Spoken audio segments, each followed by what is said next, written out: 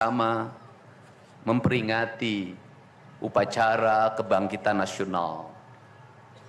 Saat masyarakat Indonesia, masyarakat Nusantara disadarkan dari ketertutupan telinganya, dari ketertutupan matanya, dari ketertutupan hatinya, dari kebutaan matanya, dari ketulian telinganya, dari kebisuan lidahnya, dan dari ketutupan hatinya, di mana saat itu kita masuk pada sebuah fase kita ternina bobokkan oleh imperialisme kolonialisme yang menghamparkan lapangan pekerjaan, yang menghamparkan perkebunan, yang menghamparkan areal persawahan, yang menghamparkan areal-areal irigasi, yang menghamparkan areal bendungan. Tetapi mereka mengisi gedung sate ini, mereka mengisi gedung-gedung indah dan mewah di seluruh Nusantara. Tetapi gedung-gedung itu hanya memiliki hak mereka untuk melakukan pengelolaan keuangan, untuk melakukan pengelolaan kekuasaan, di mana seluruh hasil kekayaannya dinikmati oleh mereka dan dikirimkan ke negerinya. Dan kemudian rakyat Indonesia hanya menjadi kuli dengan gaji yang terbatas, dan beberapa orang Indonesia yang tunduk menjadi kaki tangannya menikmati sebagian kekuasaannya, bahkan menikmati uang-uang yang seharusnya dibayarkan kepada para pekerja Indonesia yang lapar, yang hitam kelam terbakar, yang disebutnya sebagai rodi. Mereka mengambil hak-hak mereka dan dinikmati oleh mereka yang hari itu berkongsi dengan kolonialisme. Maka kesadaran itu tumbuh, lahirlah gerakan Budi Utomo, lahirlah gerakan Sumpah Pemuda, dan seluruh gerakan itu dimulai dengan sebuah kesadaran dan hilangnya rasa takut pada dirinya bahwa kita adalah pemilik hak dari negeri ini. Hari ini kita disadarkan pada sebuah peristiwa di mana kita sering buta mata kita, kita sering tuli telinga kita, dan kita sering gagu lidah kita. Ketika anak-anak kita berteriak di jalanan, mengusung sangkur, membawa celurit, saling berkejaran, darah menetes di setiap sudut kota, motor-motor dibakar, orang menjerit penuh rasa ketakutan, kita hanya bisa diam. Ketika di sudut-sudut kota anak-anak kita menenggak ciu, ketika sudut-sudut kota anak-anak kita makan eksimer, ketika di sudut-sudut kota anak-anak kita makan minuman oplosan, mereka jatuh tersungkur, matanya merah penuh dengan rasa emosi, pulang ngamuk ke orang tuanya, kita hanya bisa diam. Ketika anak-anak kita menghabiskan waktu main game online sampai jam 4 pagi, tidak masuk sekolah, di rumah ngamuk, mengancam orang tuanya dengan pisau, menusuk kakeknya dengan sangkur, kita hanya bisa diam. Proses kita hanya dua, pidana dan penjarakan dalam penjara anak. Tetapi kita tidak pernah menyadari bahwa seluruh lorong-lorong kegelisahan mereka, seluruh hiruk pikuk jalanan tak membuat mereka nyaman. Sudut-sudut rumah menjadi neraka bagi kehidupan mereka. Lapang-lapang bola tergusur menjadi industri perumahan, pemukiman, dan pertokoan. Mereka kehilangan tempat bermain. Mereka kehilangan air yang jernih di sungai sehingga bisa mereka berenang. Mereka kehilangan gunung-gunung yang indah tempat mereka bercengkrama dengan alam. Mereka kehilangan sawah yang terhampar. Yang mereka lihat adalah kebisingan dan kebisingan. Bising di jalanan karena knalpotnya brong. Bising di rumah karena orang tuanya bertengkar. Maka mereka lari dalam lorong-lorong gelap. Digenggamnya handphone, diambilnya obat-obat terlarang, ditenggaknya minuman dalam sebuah kelompok yang sama. Kita orang-orang yang terpinggirkan di rumah, kita orang-orang yang terpinggirkan di sekolah. Guru-guru telunjuknya menunjuk pada wajahnya, tapi tak bisa memberikan solusi kegelisahan jiwanya. Semua orang hanya memberikan pengamatan, analisis, kajian. Itulah metodologi yang dikembangkan bangsa ini. Tetapi tidak ada yang berani mengambil solusi, mengangkat mereka di sudut jalanan, dimasukkan ke barak, dididik secara militer, diarahkan menjadi anak-anak yang berguna. Kedisiplinan militer adalah harga mati bagi kemajuan bangsa, bukan musuh. Pandangan-pandangan buruk terhadap militer adalah pandangan-pandangan orang yang takut anak-anak Indonesia bangkit, yang takut anak-anak Indonesia mencapai kemajuan. Mereka takut bangsa ini menjadi bangsa kokoh dan tegap. Mereka ingin bangsa Indonesia menjadi bangsa pemabuk yang setiap hari mabuk akan ilmu pengetahuan, yang setiap hari bertengkar di TV, yang setiap hari bertengkar di medsos, sementara hamparan kekayaan alam diambil sama mereka. Janganlah kita menjadi antek dari bangsa lain, memporak-porandakan diri sendiri dan bangsanya dengan alasan pengetahuan, dengan alasan hak asasi manusia. Anak membawa motor di bawah umur adalah pelanggaran hak anak. Kapan kita bertindak? Dan selama ini kita membiarkan anak-anak nonton film tanpa didampingi oleh orang tua. Itu adalah pelanggaran anak, dan kita tidak pernah bertindak. Anak-anak di bawah umur merokok, minum minuman keras, itu adalah pelanggaran hak anak. Semuanya kita berdiam. Anak-anak main game online, nonton tayangan-tayangan dewasa lewat media sosial, kita berdiam. Negeri ini akan hancur manakala semua orang berdiam. Maka orang yang memegang kekuasaan harus menggunakan tangannya untuk merubah seluruh kemunkaran ini menjadi sebuah kebajikan. Kalau kita berkomitmen pada bangsa ini, problem anak-anak kita adalah mengkonsumsi tayangan yang bukan haknya di media sosial. Maka saya meminta peraturan pemerintah yang mengatur tentang itu segera dilaksanakan. Anak-anak di bawah umur tidak boleh mengakses media sosial yang bukan haknya. Seberapa besar pun gagasan yang saya gagas, seberapa kuat pun kekuatan yang saya bangun, saya tidak akan bisa melawan jutaan akun yang merasuki otak kiri dan otak kanan anak-anak kita. Untuk itu, pada saat ini sudah saatnya kita tidak saling menyalahkan. Untuk itu saat ini tidak ada salahnya kita mengambil tindakan berdasarkan perilaku kita masing-masing. Perilaku ekonomi menyebabkan anak-anak kita kehilangan ibunya karena pergi ke luar negeri. Perilaku ekonomi mengakibatkan anak-anak kita tidak pernah bertemu dengan ibu dan bapaknya karena mereka mencari rejeki. Mereka ada di pojok-pojok rumah bersama kakeknya. Kakeknya melarangnya dia main game online, melarangnya pakai motor jam 11 siang. Maka pisau dapur terhunus dan ditusuk seseorang kakek oleh cucu yang disayanginya. Kerangka pijak seperti ini harus dibangkitkan oleh kita. Semangat militer, bukan militerisasi. Kalau anak-anak dibangunkan jam 4 subuh, di mana letak salahnya dan di mana letak pelanggarannya? Kalau anak-anak dibangunkan, kemudian disuruh membereskan tempat tidur, apa salahnya dan apa pelanggaran hak anaknya?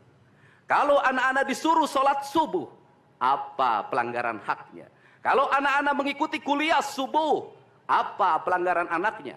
Kalau anak-anak disuruh ngantri kemudian makan pagi, sarapan pagi dengan telur, dengan nasi, dengan pisang dan minum susu, di mana letak salahnya?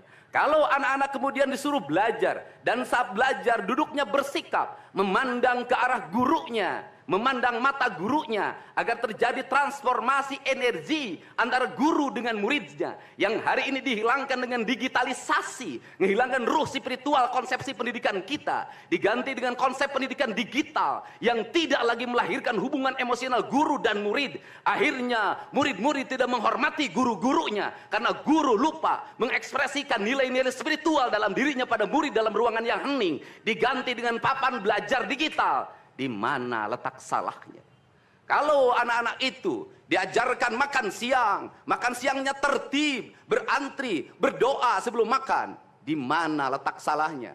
Kalau anak-anaknya sore hari diajarkan bola voli, sepak bola, latihan baris berbaris, di mana letak salahnya? Kalau sore hari anak-anak disuruh masuk ke masjid, mengikuti pengajian, di mana letak salahnya? Kalau setelah itu mereka makan malam, dan makan malam ditandai dengan berdoa, di mana letak salahnya? Kalau mereka jam 9 disuruh masuk barak, disuruh masuk ruang tidur, dan disuruh tidur, di mana letak salahnya?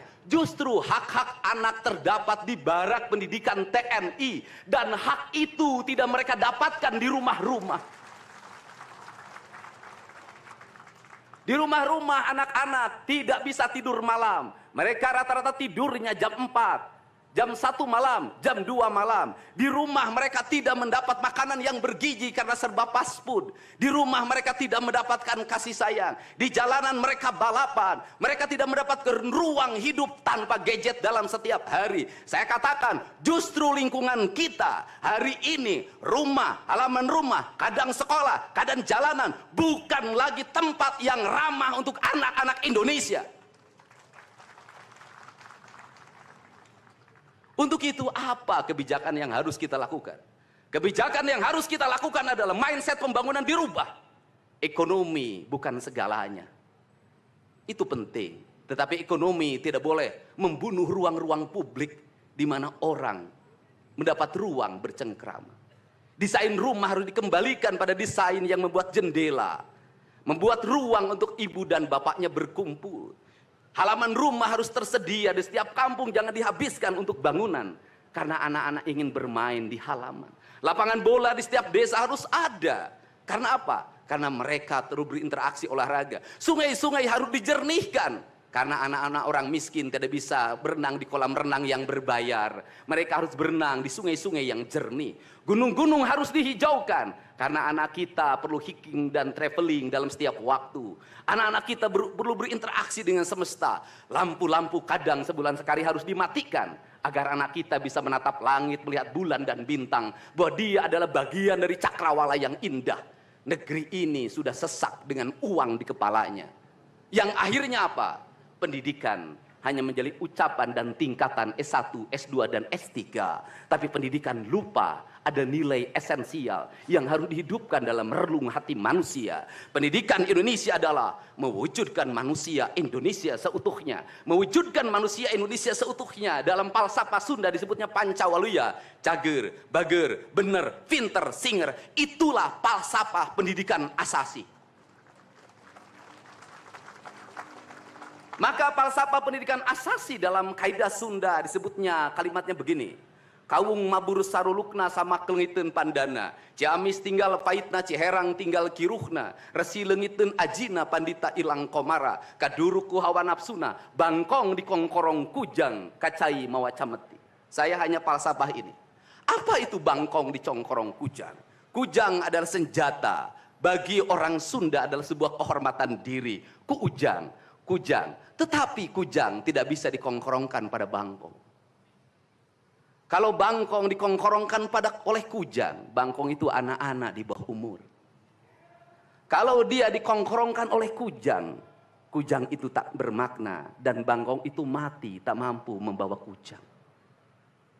Kacai mawacameti, apa itu artinya? Orang pergi ke air untuk mensucikan diri. Maka dia harus membebaskan diri dari berbagai apapun kepentingan. Dia ingin pasrah, dia ingin sumera. Hirup ukur sasamperan, awak ukur sasampayan.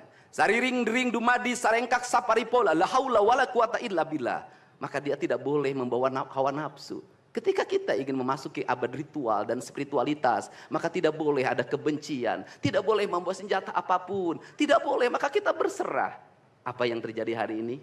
Orang-orang yang setiap hari bicara tentang kesucian, lidahnya menyakiti orang lain, menusuk orang lain, membawa api peperangan pada saat orang menuju kesucian. Bahkan bisa jadi menghinakan orang lain, itu dianggap bagian dari kesucian.